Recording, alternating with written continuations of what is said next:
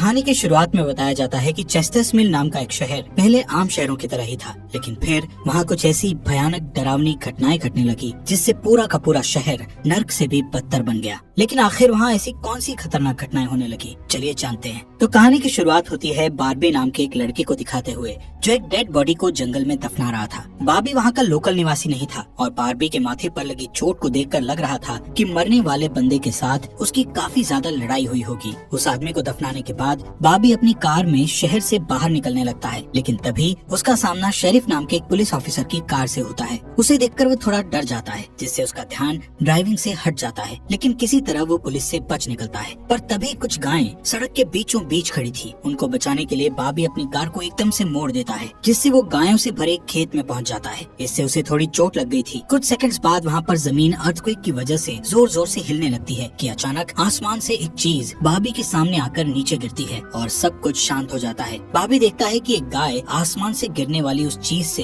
2 टुकड़ों में कट चुकी थी। वो डरा हुआ उस चीज को छूने लगता है तो उसे पता चलता है कि वो एक इनविजिबल वॉल है जो इतनी शार्प थी कि इसकी वजह से कई घर भी 2 हिस्सों में कट गए थे। तभी वहाँ जॉय नाम का एक लड़का आकर उससे पूछता है कि तुम ठीक हो या नहीं। वो भी उस इनविजिबल दीवार को देखकर शॉक्ड रह जाता है। दूसरी तरफ शेरिफ और लिंडा को खबर मिलती है कि उस पूरे टाउन की पावर सप्लाई कट गई है, फोन लाइंस बंद हो गई हैं और इंटरनेट भी काम नहीं कर रहा है। यहाँ तक कि सारे सैटेलाइट कनेक्शंस भी काम करना बंद कर गए थे। तभी शहर के ऊपर से उड़ रहा एक प्लेन उस इनविजिबल वॉल से टकराकर क्रैश हो जाता है, जिसे देखकर लोग और भी ज्यादा घबरा गए थे। और ये बात कंफर्म हो जाती है कि ये सिर्फ एक इनविजिबल दीवार नहीं बल्कि एक राउंड शेप डोम यानी गुम्बद है जिसने आधे शहर को कवर कर लिया है। वहीं दूसरी साइड हम एक रेडियो स्टेशन पर फिल और उसकी असिस्टेंट डोडी को देखते हैं जो सिग्नल लाने की कोशिश कर रहे थे। वो दोनों थोड़ा कंफ्यूज थे कि अचानक सिग्नल क्यों चला गया। यहाँ पर फिल को लगता है कि ये अच्छा मौका है उनकी रेडियो रेटिंग्स को हाई करने का, इसलिए वो दोनों सिग्नल को ठीक करने में लग जाते हैं। वहीं एक फायर ट्रक डोम की दूसरी तरफ से आ रहा था, जिसे देख बार्बी ट्रक वाले को इस इनविजिबल वॉल की तरफ इशारा करता हुआ उसे रुकवाकर क्रैश होने से बचा लेता है। थोड़ी देर बाद वहाँ इन्वेस्टिगेशन करने के लिए कुछ पुलिस वाले आते हैं, पर इस इनविजिबल डोम को समझना उनके बस की बात नहीं थी। उसी समय वहाँ पर एक शहर का काउंसिलमैन जिसका नाम बिग जिम था वो भी पहुँच जाता है, लेकिन उसे भी इस डोम के बारे में कुछ भी समझ नहीं आता। यहाँ पर पुलिस को इन्फॉर्मेशन मिलती है कि उस शहर की तरफ आने वाले सभी रास्तों को बंद कर दिया गया है क्योंकि उस डोम की वजह से बहुत सारे एक्सीडेंट हो रहे हैं। इसके थोड़ी दूर घर पर जूनियर नाम का लड़का एंजी नाम की लड़की के साथ इंटीमेट हो रहा था। एंजी पेशे से नर्स थी और जो की बड़ी बहन भी थी। इंटीमेट होने के बाद जूनियर एंजी से कहता है कि मैं तुमसे बहुत प्यार करता हूँ, लेकिन एंजी उसे कहती है कि वो उसके लिए ऐसा कुछ फील नहीं करती।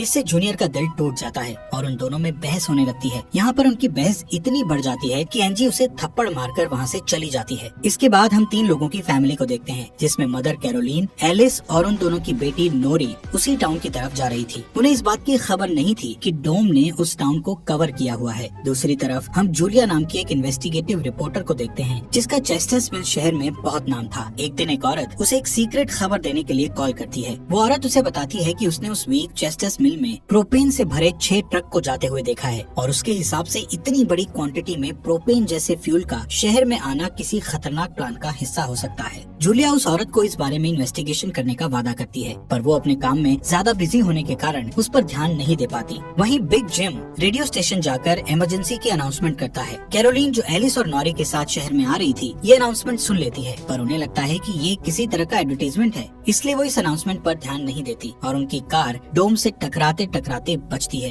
क्योंकि उससे पहले दूसरी तरफ से आ रहा एक ट्रक डोम से टकराकर क्रैश हो जाता है, जिसे देखकर वो तुरंत अपनी कार की ब्रेक लगा देती है। इतने बड़े इंसिडेंट को देखकर नॉरी के दौरे पड़ने लगते हैं, जिससे वो बेहोश हो जाती है, लेकिन बेहोश होने से पहले वो किसी पिंक स्टार के बारे में कहती है। अब यहाँ से नॉरी को जल्दी से हॉस्पिटल में ले जाया जाता है, जो कि टाउन में होने वाली घटनाओं से घायल हुए लोगों से भरा पड़ा था। वहीं जूलिया और बार्बी घायल हुए लोगों को हॉस्पिटल ला रहे थे। इसी हॉस्पिटल में जूलिया का हस्बैंड भी डॉक्टर था। वो उससे मिलने जाती है, लेकिन उस वक्त उसका हस्बैंड हॉस्पिटल में नहीं था। हॉस्पिटल में जूलिया को पता चलता है कि उसका हस्बैंड संडे को कभी काम नहीं करता था, पर वो जूलिया को हमेशा झूठ बोलता आ रहा था। हॉस्पिटल के बाहर हम बार्बी और एंजी को मिलते हुए देखते हैं। दोनों को साथ देखकर जूनियर के अंदर एक अलग सी जलन पैदा होती है। वहीं अब टाउन के बॉर्डर्स को सैनिकों द्वारा सील कर दिया जाता है। बहुत सारे साइंटिस्ट और एक्सपर्ट्स को भी इस अजीबो गरीब मुसीबत का असल कारण नहीं पता चलता, पर कुछ घंटों बाद बिग जिम प्रोपेन के बारे में बात करने के लिए शेरिफ से मिलता है। यहाँ पर उनकी बातों से हमें पता चलता है कि उनको इस डोम के बारे में पहले से थोड़ा बहुत पता था, पर वो इस पर खुलकर बात नहीं कर रहे थे। वहीं बार्बी को उस टाउन में एक दिन के लिए रुकना था, पर उसके पास ठहरने के लिए कोई जगह नहीं थी, इसलिए वो अपनी कार में ही रात बिताने का फैसला करता है। तभी जूनियर उसके पास आता है और उसे एंजी से दूर रहने को कहता है। धीरे धीरे उसकी बात धमकी में बदल जाती है।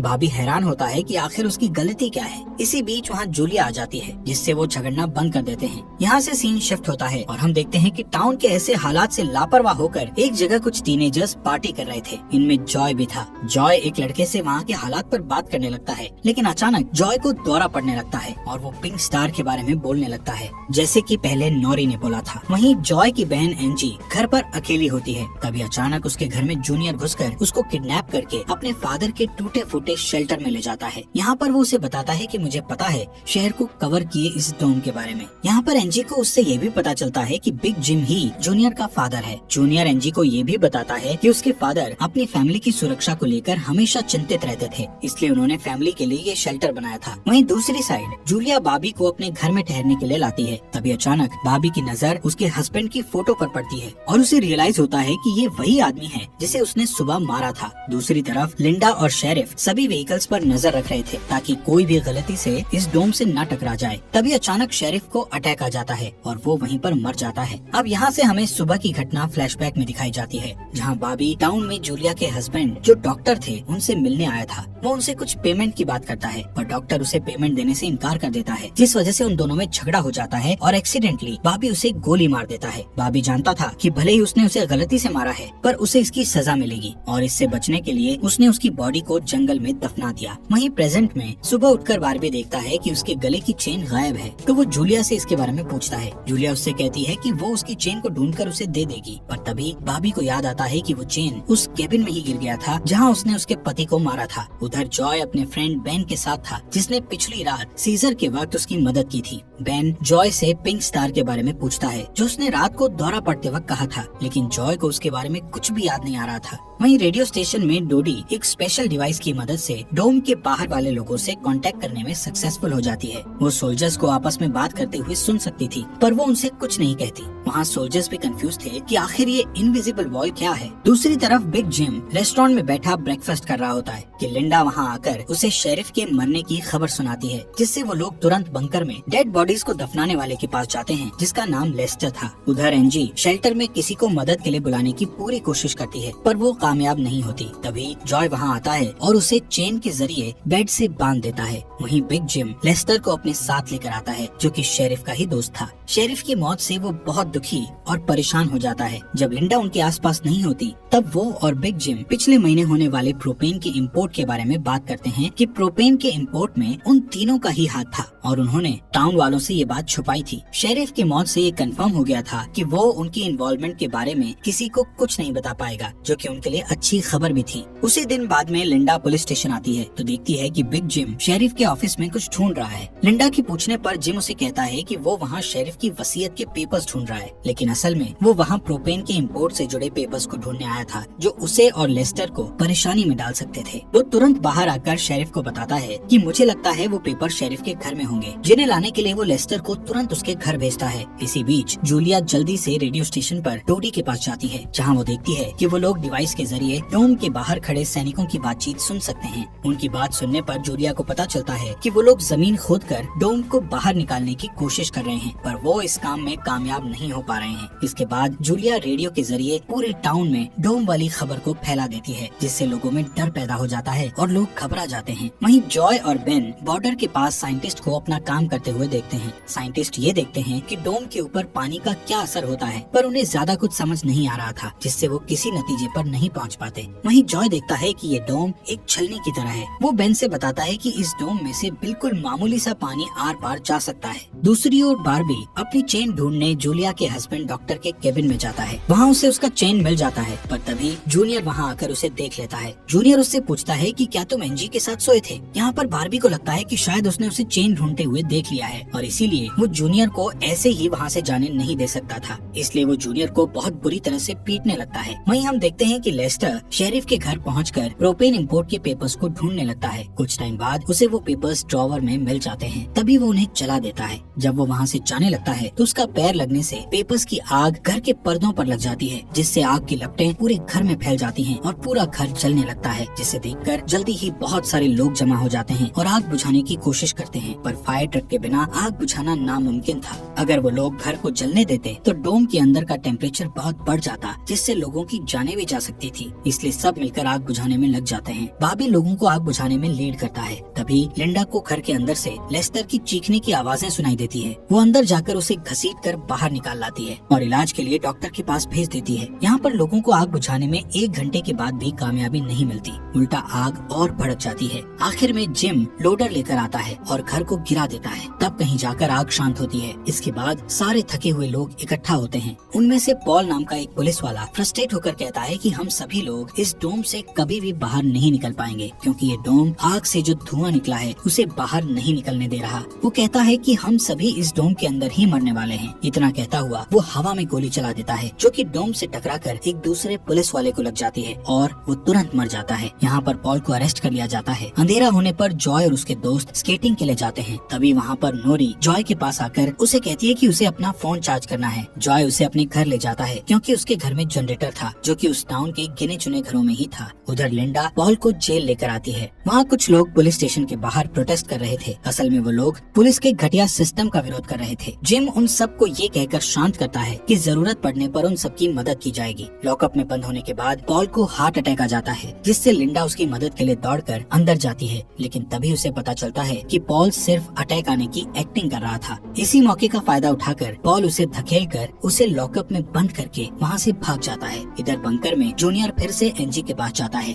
एनजी समझ चुकी थी कि अगर उसे यहाँ से निकलना है तो उसे जूनियर को झूठे जाल में फंसाना पड़ेगा। इसीलिए वो उससे अपने बचपन की यादें साझा करती है, जब वो दोनों एक बंद टनल में जाया करते थे, और कहती है कि हो सकता है डोम का टनल पर कोई असर नहीं हुआ हो, तो वो लोग बाहर जा सकते हैं। यहाँ पर एनजी सोचती है कि अब वो उसके प्यार के जाल में फंस गया है, तो शायद वो उसे छोड़ दे, लेकिन ऐसा कुछ नहीं होता। जूनियर अकेले ही उस टनल में जाने का प्लान बनाता है। वहीं जिम जब पुलिस स्टेशन में आता है तो पॉल की जगह लिंडा को लॉकअप में बंद देखता है। वो तुरंत उसे लॉकअप से बाहर निकालता है। उन्हें पता चलता है कि पॉल अपने साथ एक राइफल और कुछ गोलियां लेकर गया है। लिंडा तुरंत उसकी तलाश में जंगल की ओर निकल जाती है, क्योंकि उसे पता था कि पॉल अक्सर शिकार करने जंगल की तरफ जाया करता था। वहीं जिम पॉल को पकड़ने के लिए एक टीम तैयार करता है। उधर रेस्टोरेंट में बैठी कैरोलीन को नॉरी की फिक्र हो रही थी, क्योंकि वो पिछली रात अपनी दोनों मदर्स को बिना बताए जॉय के घर रुक गई थी। वहीं जिम लोगों से पॉल को तलाश करने के लिए उसकी टीम ज्वाइन करने को कहता है। वो बॉबी से भी उनके साथ चलने को कहता है, क्योंकि वो आग बुझाने में अच्छा लीडर साबित हुआ था। इसके बाद वो लोग जंगल में जाने लगते हैं। रास्ते में बार्बी अपनी खूबियां दिखाता हुआ उनसे कहता है कि वो मिलिट्री में भी रह चुका है। वहीं दूसरी ओर जूलिया जूनियर को टनल की तरफ जाते हुए देखती है। वो उसे रोककर पूछती है कि वो बैग पैक करके कहाँ जा रहा है, लेकिन जूनियर बहुत जल्दी में था और वो नर्वस भी था।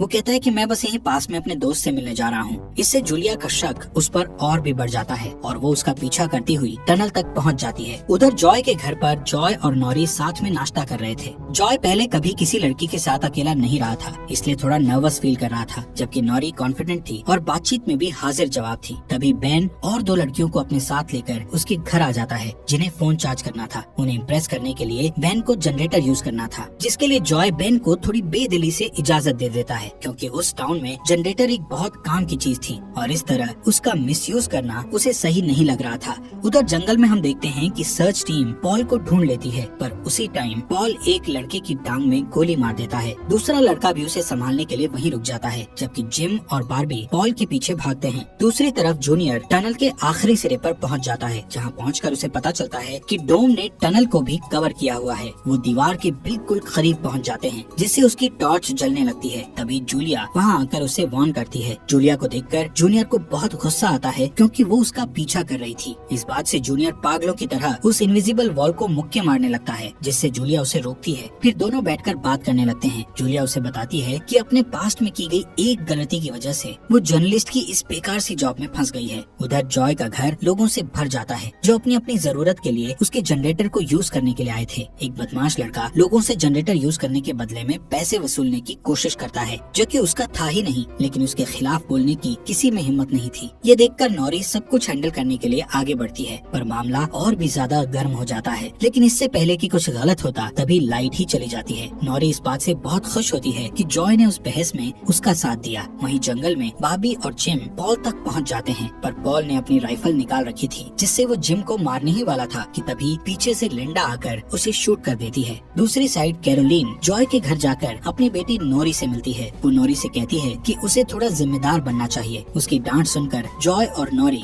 एक दूसरे का हाथ पकड़ लेते हैं, जिससे एक स्ट्रेंज स्पार्क पैदा होता है और उसी वक्त दोनों को दौरे पड़ने लगते हैं। वो दोनों एक साथ किसी पिंक स्टार के बारे में बात कर रहे थे। उधर जूनियर शेल्टर में एनजी के पास जाता है, लेकिन इस बार उसके हाथ में फर्स्ट एड किट थी। एनजी उसके जख्मों पर मरहम पट्टी करती है और चुपके से सीजर अपने पास रख लेती है। वहीं हम देखते हैं कि जूलिया और बार्बी दिन भर की थकान के बाद वापस घर लौटते हैं, लेकिन जूलिया जूनियर की बातें सुनने के बाद से ही बार्बी पर शक करने लगी थी और जब बार्बी नहाने जाता है तो जूलिया उसका सामान चेक करने लगती है। वो लोग इंटरटेनमेंट नहीं चाहते, उनका यहाँ कोई काम नहीं, और जो लोग इंटरटेनमेंट चाहते हैं वो सब्सक्राइब कर लें।